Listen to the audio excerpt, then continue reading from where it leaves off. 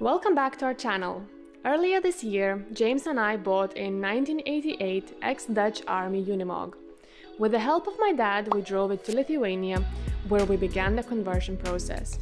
We stripped the truck bed, started the strip of the cab, and restored the torsion-free subframe.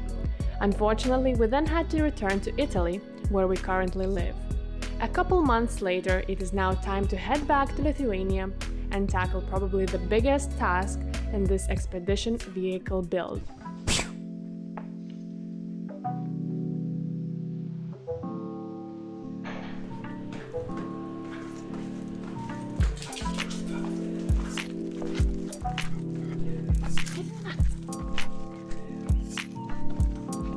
Good girl. Who's a good girl?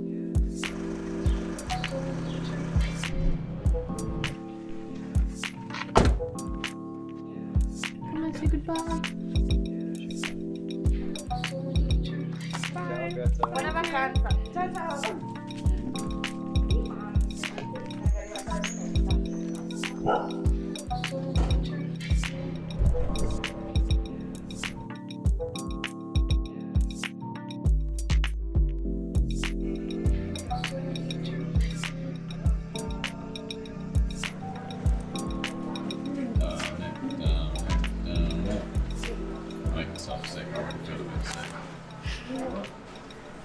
We have a challenge. Drink the whole bottle of water before we go through the security. Are you on? No, I don't think it's a good idea. I think you can die from drinking too much.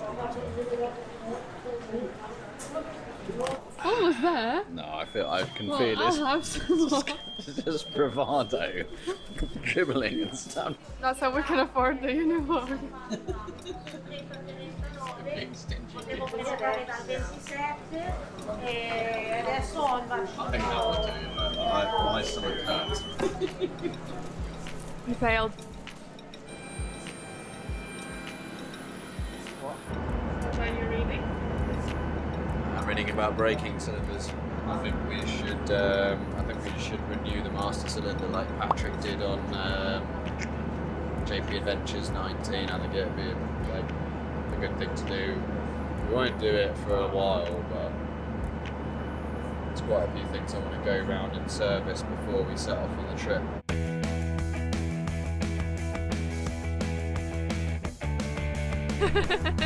We're in Klaipeda. Yay! Our favourite place. Spin. Depot! That's where we're gonna get supplies for all our jobs for this week on the Unimog. We haven't even been home yet. We still got our backpacks. We're already in depot. I feel a little bit spaced out because I slept on the bus. Yeah. But like a bus lead, that. Yeah, I know. Yeah, I'm always conscious that I'm snoring. You were snoring.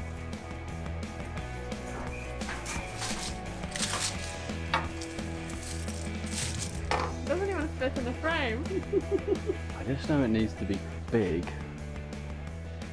because the purpose of it is to sort of see the flatness, see if there's any sort of high or low points on the subframe. Mum and Dad had some of those as well. Be ready for anything. What have you got there, babe? I've got a straight edge and a massive rule inside of it.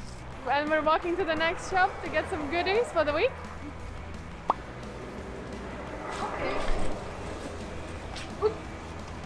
Yeah. Okay. Time to go home and see the Unimog.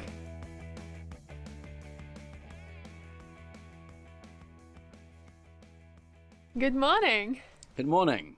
So we got to the Unimog last night, but it all seemed just a bit too much. Yeah, yesterday we got here quite late and just started looking around. I just noticed a few things. You know what it's like when you're tired and your mind is not in a good place. You start noticing all the negatives, and it just starts becoming a bit overwhelming. I noticed that the footstep on the other side is cracked along the back side and just kind of spins up too much. But the way to get a big project done is put one foot in the other and just start moving on. Yeah. So we're in Lithuania only for a week this time, and we have a lot of work to do. So in general, what is the stuff that we're gonna do? So the plan for the week is work out how to remove the cab and mark up everything that we need to do to, you know, separate that and reconnect it in 2 months' time when we've forgotten everything that we need to do. We need to remove some bits off of the chassis and the cab that aren't going to go back on again, like the ammunition box storage in the cab. We don't need any boxes of ammunition, hopefully. Then we will actually need to remove the cab of the Unimog and then get the wheels to the restoration place as well. Yeah, right, because the wheels are being removed and then we're going to have them stripped and powder coated in a different place to where the rest of the work's being done. So should we get on with it? Yes. Okay.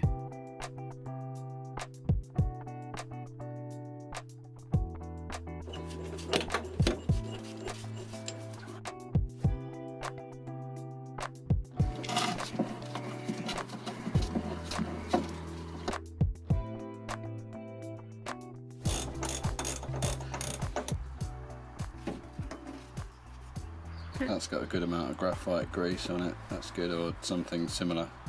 Some anti-seize compounds, that's why they're coming out so nicely.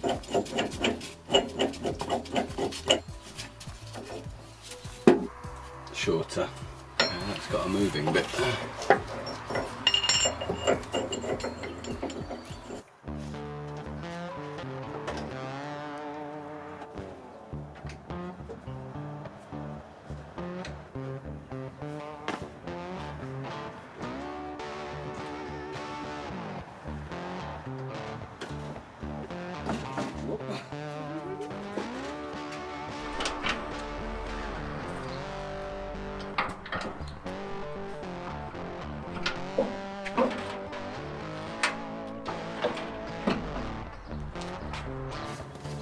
Our compressor looks in good nick. I think I'd like to replace the seals here, but I've seen a lot of these on the internet. Like, other people have been restoring them and the whole housing is just rusted to badly. I'm trying to say it without swearing.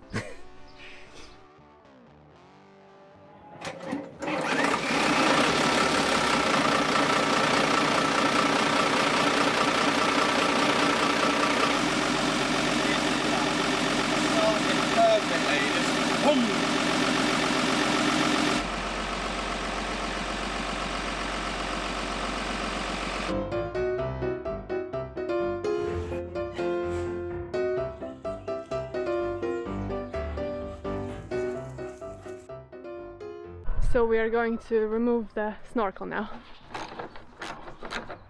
I'm just removing the top of the snorkel. I'm trying to do that without falling off of the truck.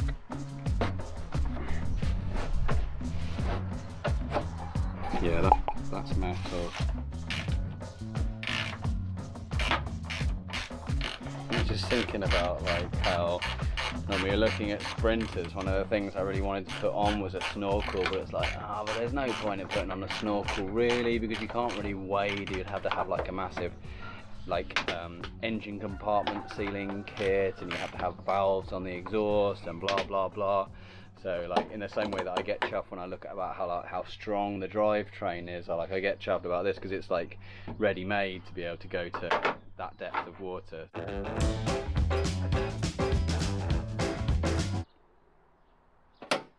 Oh, that didn't sound very good. No, that snapped. Oh no, that's... Oh dear. I think that is what was a captive nut is now spinning.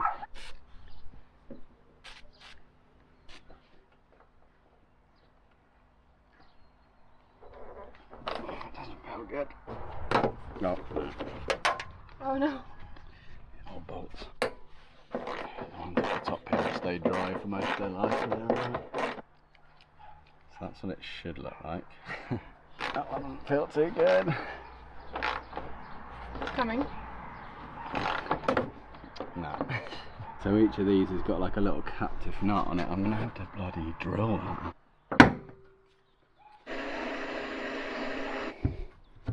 Had an instructor at Cosford, Military Technical Training College.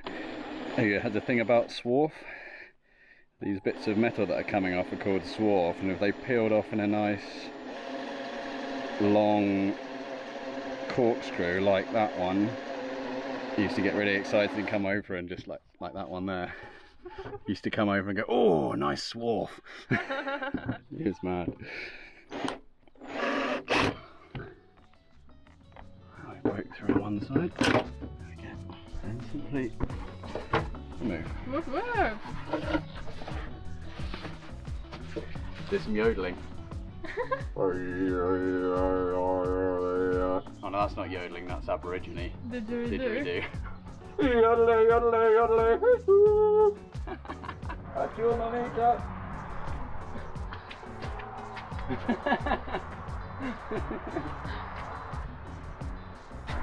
You don't want to put too many flammable liquids in this area though, because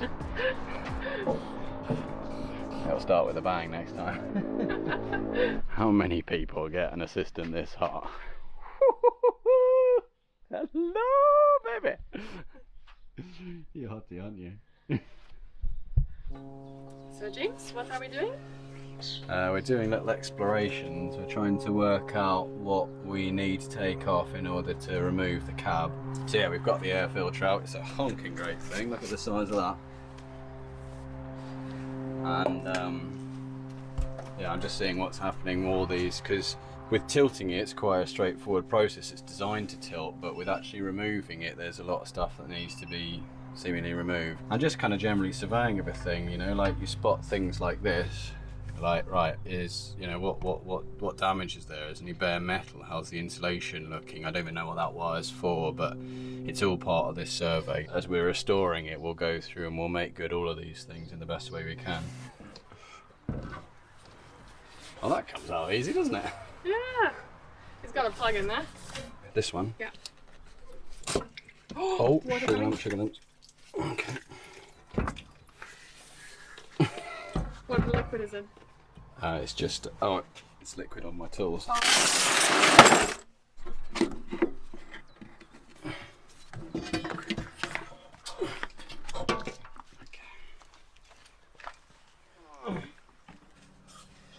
So we're just investigating at the moment, just taking off things that we don't know what they are and working out what they are so we can work out if we need them or not. And we found this little thingy here. I'm still not 100% convinced, but this apparently is a buzzer that would have been mounted here, that we actually had a little switch that we cut off.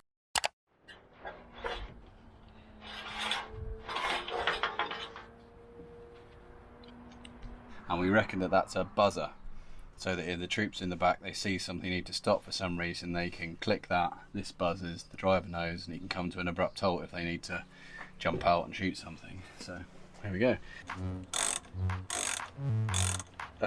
It's got water in from when the windscreen wash spilled everywhere. There'll be a special tool that will go on there for pulling it out. We bought the bloody manual. Let's read the manual. Okay. Steering 46. Okay, that'll be it.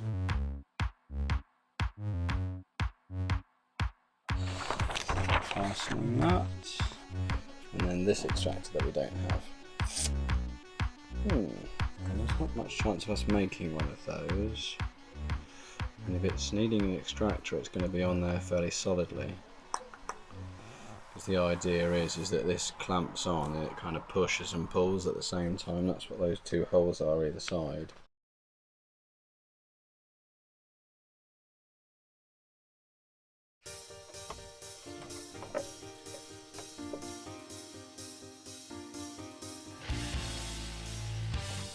Oh, your mum's hair looks beautiful. Yeah. I'm gonna color her hair tomorrow. Alright.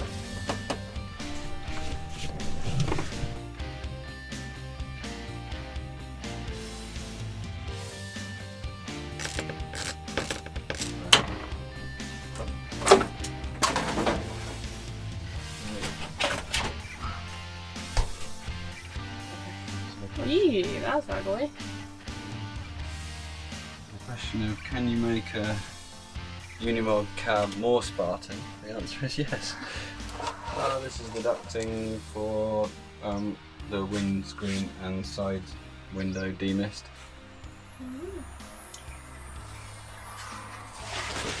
Running out of space to sit.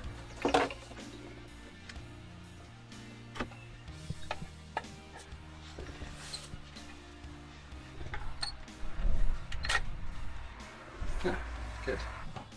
I've buggered around taking all the screws out of this front panel and the whole thing comes out as a one by the looks of it.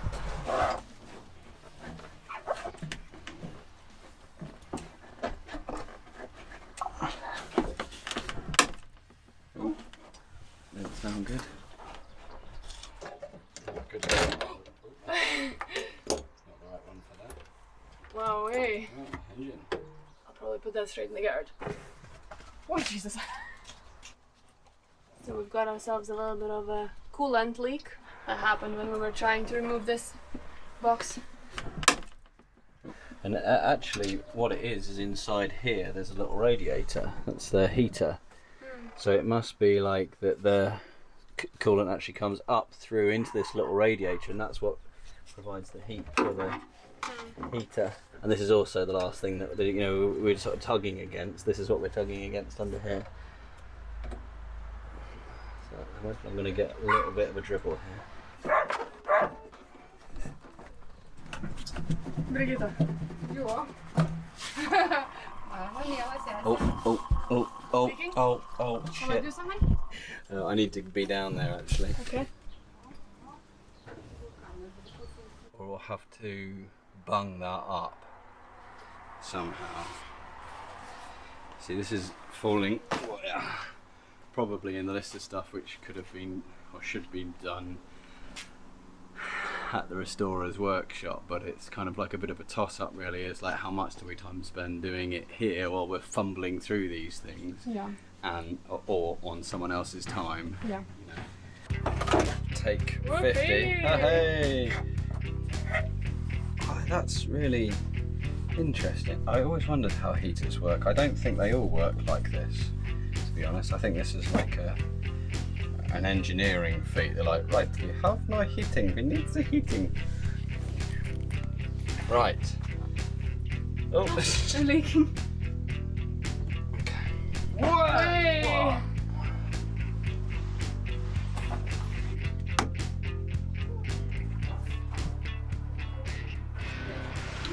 Yeah, it's just a lip on that. Okay. I'm actually not a big fan of that thing. Oh, you will be if you ever hit your knee on it. Which will be happening probably. Can you talk us through what happened? Okay, so we've taken out that central unit. We've been investigating all the different connections that need to be removed in order to get the cab off. And I saw two pipes coming up underneath here, and then we got involved in taking these off to investigate what electrical connections there were, and realised that obviously these two these two coolant pipes here needed to come off anyway, with a bit of leaking and stuff. But so far what we've found, connections between the chassis and the engine in general and the cab are as following. 1, air parts. The air parts that connect into the Snorkel, the main fuel filter, are all off on that side there, which all need to be disconnected, including the pipe for the air compressor. So that's all one area and needs to be removed. There are a few cables that seem to go down that way, like for the indicator. This is for the indicator, but obviously the indicator is on the cab. But there are some more cables in that area that haven't fully worked out yet, so there might be some loose ends to tie over there. In the middle here, as I was just saying, the coolant pipe is coming off. Now, underneath here is a majority of the stuff. That will be the next step of the process, but that's what we know so far. So we're sort of feeling our way through as we go. I did a thumb. Sorry. I'll put them in properly. Look at that. There we go. Bloody genius. That will do. Tavalis solution. Okay, so that's the end of day one, and we're pretty far along in our understanding, I think. Well, we are further than we were before. That's always the objective, isn't it? So, yes, we're having a nice family barbecue now. Here we go, smiley faces. We're gonna have a barbecue. We're gonna have some pork shoulder skewers. They're marinated as well, aren't they? Yeah, we've got some salads and chocolates. Beautiful.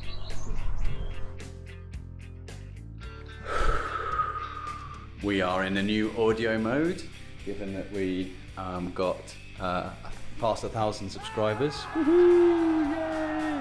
Can you put like spinkly things in here, Christina, in the edit? That would be good.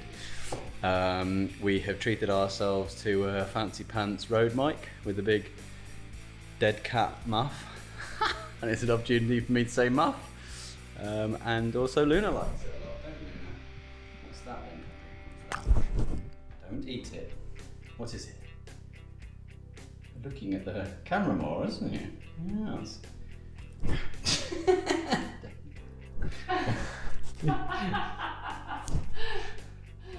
Yes, this might be a problem. Oh dear. One of the main reasons that any of this stuff happens is because Christina is an organisational machine. Even now, starting the first part of the process. So we're on the Ryanair website and we are just looking at the final stipulations for our COVID tests. This is the reason that everything goes quite smoothly, ordinarily. Fingers crossed. Yeah. Because everything gets written down exactly, clearly in the book of many things. You girl. Thank you.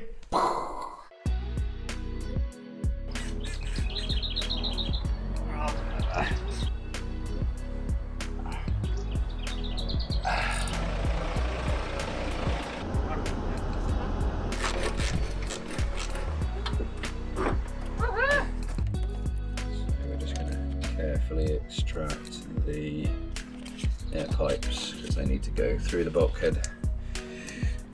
Ciao for now. Night night.